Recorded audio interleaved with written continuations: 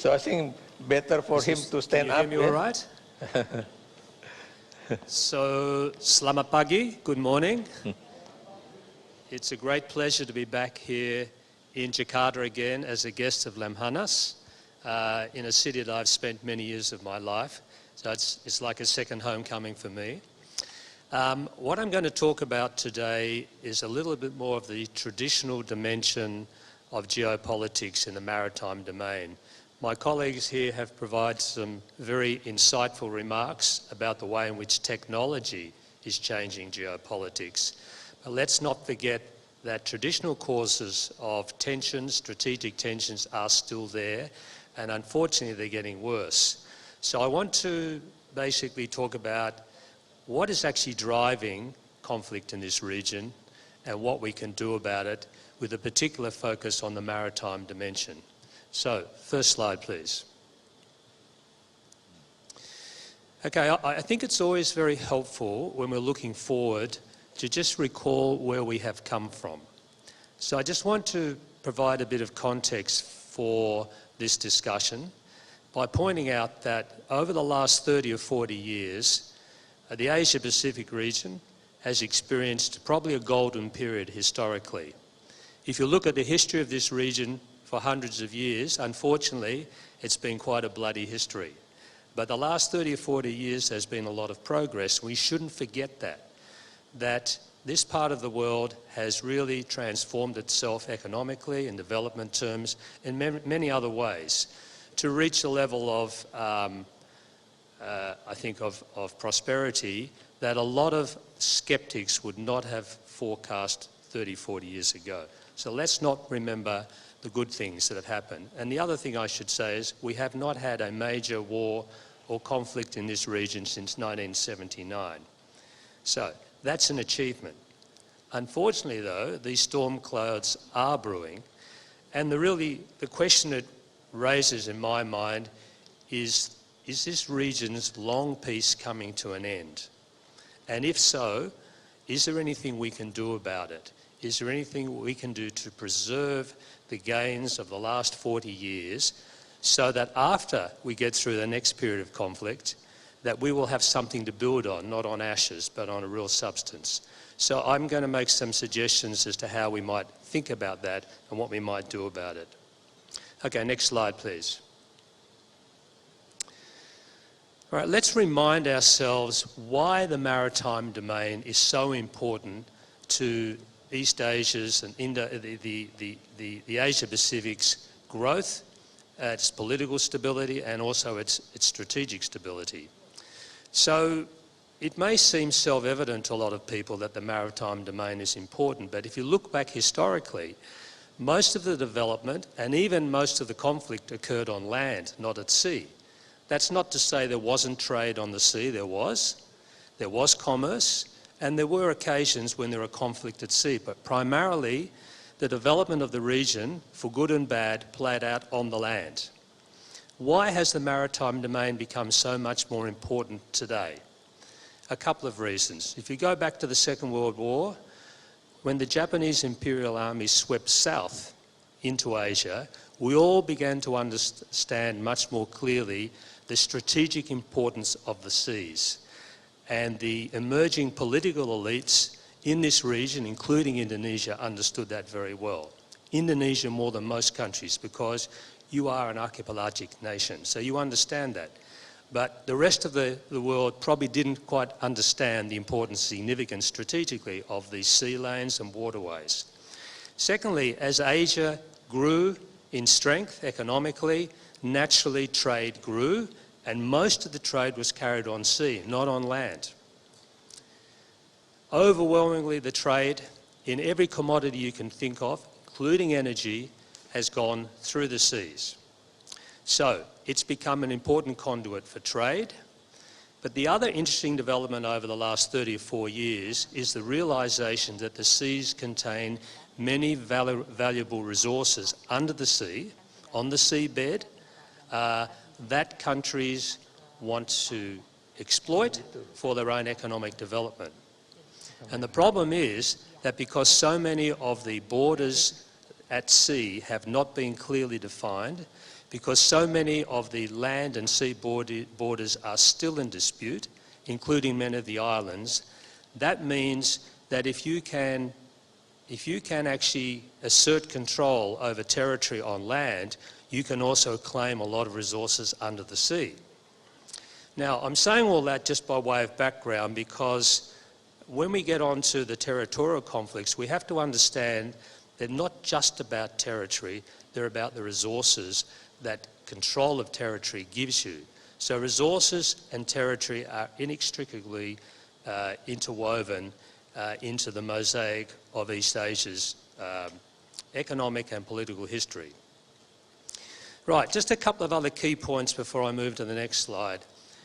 I don't think a lot of people outside this region quite understand how dramatically the world has been transformed economically. Next slide, please. And I think this particular slide just it demonstrates quite clearly the way in which economic and political power have moved from the Atlantic to the Pacific, and it enhanced the importance of the Western Pacific in particular and the main seas, particularly the South China Sea. So, next slide please. The South China Sea, and most of you already know this, 40% of global trade, 50% of energy trade goes through the South China Sea. In my view, it is the most important sea in the world now, by any definition. The Malacca Straits carries far more oil than just about any other strait. I've put some statistics up there. Even 10 years ago, it carried more oil than the Suez Canal by 15 times greater than that of the Panama Canal. So it's got enormous amounts of traffic that are essential not only to the growth and prosperity of this region, but globally now.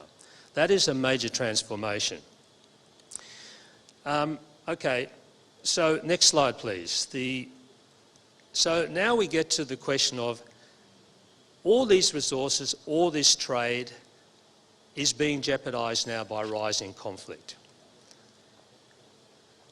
A lot of that now is to do with strategic tensions between China and the United States, as other speakers have spoken about. So great power competition has come back to this region. For the last 30 or 40 years, ASEAN in particular has been in the driving seat. That is because the great powers allowed that to be the case.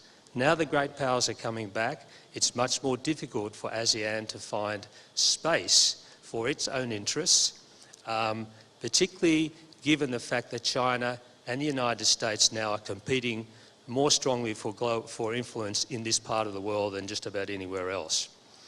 Are we in a new Cold War? Well, we could have a long debate about that. Some people think that's an exaggeration.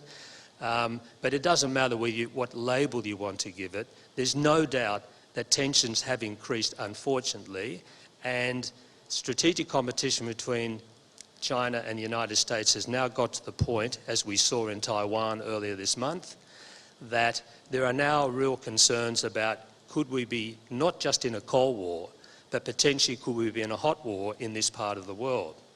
Now, 12 months ago, I think most of us would have believed that was highly unlikely. Just like most Europeans thought that war in Europe was inconceivable. We know that war in Europe is now very conceivable. We're having one. It's been going for 6 months in Ukraine. So it is entirely conceivable, we need to factor this into our considerations and our planning, that there could be a hot war in this part of the world. We don't want that to happen, but we have to accept that there is a real possibility. Now, you can put whatever percentage figure you want on that. I personally think it's probably 30 to 40% chance that we are going to have a conflict over Taiwan in the next 5 to 8 years. That's my own personal judgment. Other people don't agree with that. Other people think it's higher. But it's something we need to think about. Next slide, please. All right, well, I don't want to go into too much detail because a lot of this has been talked about. There are a couple of things I want to pull out of this slide. Even though great power competition and the US-China rivalry is exacerbating attention to this region, it is not the primary cause of the region's security problems. The primary cause of the region's security problems are within the region. They're from regional states And I think a lot of it's to do with China's greater assertiveness in advancing its interests in this region as it seeks to become great again. President Xi Jinping has made it very clear that that is his aim, that he wants to make China great again. Now the problem is, does making China great again mean that the rest of us have to be subordinate to China's interests? That's the question. Now we all want to trade with China, we want to have all the benefits of China's economic development, and Australia is no different, but at what cost? So this is a calculation that we all have to make for ourselves, but I think that there's no doubt that China is using every instrument of its state power, from military pressure, economic coercion, and other kinds of interference to get its way in this part of the world. Now this is all pretty well documented. I know most of you know about this, but it's worth making the point. Final thing I just want to say, this doesn't get much attention in discussions about tensions of the region, but it's not only at sea and under the sea that the competition is playing out, but it's also in the air. And I think the best example of that, the way in which China has asserted itself with its ADIZs, okay? So the ADIZs are not territorial boundaries, but when you're flying an aircraft, whether civil or military, you need to notify the country that controls the ADIZ that you essentially are seeking permission to fly through it. Now China has turned that into a de facto border for itself, but it infringes on other countries' ADIZs, Air Defence Information Zones, to a much greater extent than any other country. So one of the authors I cite in my paper found that between 2013 and 2020, China infringed on the ADIZs of neighbouring countries, Japan, Korea, and also Taiwan, about 4,500 times. So this is not an accident. This is something that's quite calculated, and it's becoming a problem for a lot of the countries in the region. My question that I'd like to put to you is, what would happen if China declared an ADIZ over the South China Sea? That would infringe on all the disputed, all the countries that claim disputed islands in the South China Sea, and it would definitely impact on the way in which Indonesia would be thinking about protection of the Natuna Besar and the islands and the EZ around there. Next slide, please. Okay, so very quickly, it's important to understand why China's doing this. So I'm going to just summarise this very quickly. China has decided that because it's so resource dependent on other countries, it needs to control as much of the resources as it can in its own neighbourhood, whether it's fish, whether it's oil and gas, or whether it's these polymetallic nodules, which I'll speak a little bit more about. These are these manganese nodules under the sea on the seabed. If you look at the totality of those resources, they're very important to China. Okay, China produces more fish than any other country in the world, but it also eats more fish than anyone else. It has more fishing vessels than anywhere else. So it is highly invested in capturing as much of wild fish market as it can. If it can claim territorial boundaries around these disputed islands, it allows it to more legitimately claim the fish and the resources under the sea.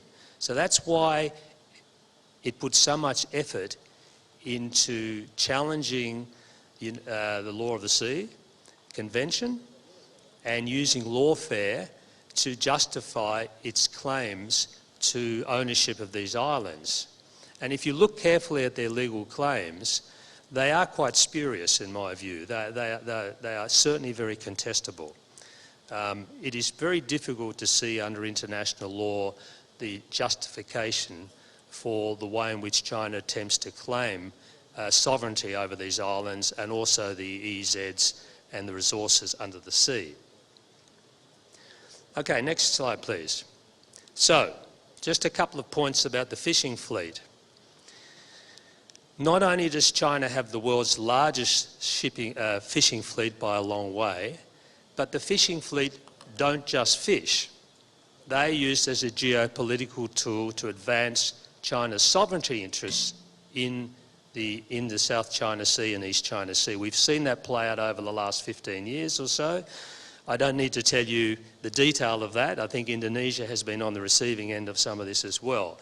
So the fishing fleet is part of its geopolitical sphere, if you like, for advancing its interests in this part of the world. Of course it fishes, and that's also a problem because China is increasingly infringing on the territorial zones and the EEZs of many regional states. Next slide, please. Oil and gas disputes. That's playing out all the time in the South China Sea, and again China is being particularly assertive in advancing its claims to oil and gas disputes. Next slide, please.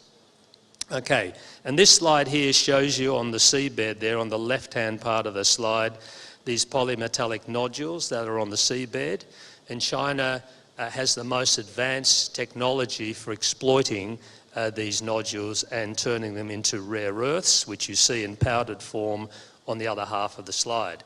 And for those of you who don't know, rare earths are now critical to just about every aspect of the high-tech economy. Whether you're talking about electric vehicles, you're talking about turbines, the green economy, and also, of course, for military application. An F-35 fighter uses about 35% of it's from rare earths. Your iPhone uses about 70%. 70% of that is rare earths. So rare earths is critically important. So that's one of the reasons why China is spending so much time in looking for these nodules and exploiting them. Next slide, please. Okay, so in summary, the bad news for the region is this, that intra-regional dispute resolution has largely failed, I'm sorry to say. We've been trying for a long time to get China and other countries to get together to develop a code of conduct. That's been going now, by my recollection, for at least 35 years, and we still don't have one. And even if we do get a code of conduct, is it going to make any difference? Is it going to prevent the tensions and the stresses that we've seen play out over the last 35 years? I don't think so. Southeast Asia, again, has become the cockpit for great power competition. When I was here in the 1990s, there was a lot of optimism that Southeast Asia would be able to take control of its own affairs with the great powers supporting them. I'm afraid we are now going back to an earlier period where the great powers now are competing for influence in this region, and it's making it very difficult for smaller and medium-sized states for us to have a voice, and I include Australia in that, by the way. Okay, now next slide, please. Okay, so what can we do about this? Well, there have been a lot of very good suggestions already made, including by the first speaker today and also yesterday. I just want to add a few of my comments here. It's pretty obvious that the smart strategy for smaller countries is to band together around their common interests. Now, ASEAN has been trying to do that for a long time, but it's difficult to do so for two reasons. One, because China is aware that if ASEAN acts together collectively against China's interests, that's not going to be a good thing. So it has been deliberately trying to wedge ASEAN and prevent that from happening, with some success. Secondly, because the disputes within ASEAN have not been settled, your intra-regional disputes have not been settled, it makes it difficult to be critical of China if you haven't settled your own disputes. If you could find a way to settle disputes within ASEAN, it would put you in a much stronger legal position and moral position to say to China, we have settled our disputes peacefully and amicably and for mutual benefit, why can't we do the same with you? So I would suggest that that is something that should be within the remit of ASEAN to do. Okay, I've made a mention here of ASEAN Kecil. Okay, some of you may be puzzled why I've mentioned that. So my point here is this. If the 10 states of ASEAN can't work together collectively to solve their problems internally and with China, perhaps a core group of ASEAN countries, which Indonesia, some of your colleagues back in the 1980s in ABRI, as it was known then in the intelligence world, came up with the notion of ASEAN Kecil. We would translate it in English as Inner ASEAN. The core countries of ASEAN, particularly the maritime ASEAN states, working together on maritime issues to come up with a collective position on things. So in two ways, declaratory policy, that is your diplomacy and the way in which your narrative around these issues. If you can have 3 or 4 countries speaking with one voice, it is a very powerful thing. And I think Indonesia has a role, can play a leadership role here. But as we all know, words are not enough. So it also means actions as well. So what could ASEAN do? What could an ASEAN Kecil do in terms of firm action? And my answer to that is to give you an example of something that has already happened, Garuda Shield 22, earlier this month. For the first time, Indonesia invited a whole range of countries that hadn't been there before, and it actually brought, previously Garuda Shield focused on land operations, paratroops, and now there's a much bigger naval dimension. Now why that's important is twofold. One, that sent a very clear message to other countries that Indonesia and its partners would stand up for their rights and their interests and their sovereignty in this part of the world. That's very important signalling, messaging to other countries. But more importantly, you demonstrated a capacity for interoperability and to work with other partners in practical things. Maritime cooperation at sea in the naval domain is very important. If you want to defend what you have to be able to work together. So I thought that was a very good example of what you can do in practice, and doing more of that would actually protect ASEAN's interests collectively. In Indonesia as an archipelagic state, very important, and also signal importantly to other countries, more powerful countries, that the countries of Southeast Asia are capable of banding together and working together, not just in a diplomatic sense, but also in terms of practical cooperation. So I think I will leave it there. Oh, and the final point I wanted to make to you is this.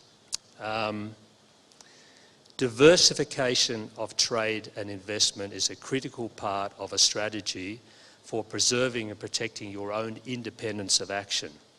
Now, I'll just give you an Australian example. We, like Indonesia and just about every other country in this region, our main trading partner is China. Of course, we want to keep that trade going. We've benefited from it more than any other country. The last thing we want to do is have problems with China, but we do have problems with China. And one of the problems is we put too many eggs in the China basket.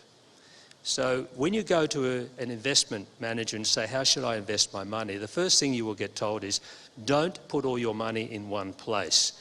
If you want resilience, if you want to have genuine resilience, you need to diversify your investments. And the same with trade, and the same with relations with other states. If you are too reliant on one country, in trade and investment terms, you will lose your capacity for independent action. You will lose some of your sovereignty, and that is what happened with Australia over the last 5 or 6 years. We lost $20 billion worth of trade with China in 2020 through economic coercion, and we learned our lesson. So we are now diversifying. We are still retaining our trade with China, but it's time to move on. Sorry, I've gone overboard. Thank you very much.